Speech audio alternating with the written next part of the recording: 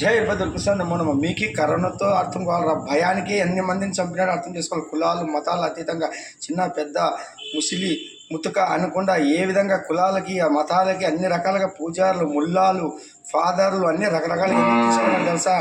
చావు అందరికి ఒకటే, మనిషి అందరి వారు ఒకటే. ఇందులో పుట్టి హిందూ అయినా, ముస్లింలో పుట్టి ముస్లిం అయినా, క్రైస్తవం పుట్టి క్రైస్తవ పుట్టినాం. కానీ ధర్మాల్లోనే డిఫరెన్స్ల వల్ల మనము కర్మ సిద్ధాంతానికి బలవుతున్నాము. హిందూ ధర్మం ఏమంటారు? సనాతన ధర్మం ఒకరిని గౌరవించి జీవహింస చేయొద్దు, ఈ చేత అయితే సేవ చేసుకోవాలి, అంటే ఒకరు కీడు చేయొద్దు అంటారు. మళ్ళీ ఒక్కొక్క మతంలో ఒక్కొక్క సిద్ధాంతాలు ఉంటాయి. మళ్ళీ ఆ సిద్ధాంతాలు ఎవరు కరెక్టో ఏం లేదో ఆ భగవంతుడు నిర్ణయిస్తారు. వీరభద్రులు వచ్చే టైం ఆసనమైంది. వీరభద్రులు చెప్పడానికి వీడియోలు ఇవన్నీ హెచ్చరికలు రా నాయన. అయిపోయింది. రిషికొండలో ఆశ్రమం చేసుకున్నాడు మా నాయన ఆల్రెడీ. వచ్చే టైం కూడా ఆసనమైంది. ఇప్పుడు చంద్రబాబు వీళ్ళతో కొద్దిగా నడిపిస్తాడు, కానీ ఈ వ్యవస్థలు వీళ్ళకి శిక్షలు పడి తప్పించుకుంటారని నీకు అర్థమవుతుందే? ఏమీ అర్థం కావడం నీకు. నువ్వు జీబీ బొమ్మ పెట్టుకున్నావు, కానీ దాని గురించి ఆలోచన నా దగ్గర వచ్చి మాట్లాడి నీకు చూపిస్తాను. నీకు ఎందుకు మాట్లాడుతున్నాను, ఎందుకు లేదో తెలుపుతాను. జై బద్దావరికి సామ్రామణం.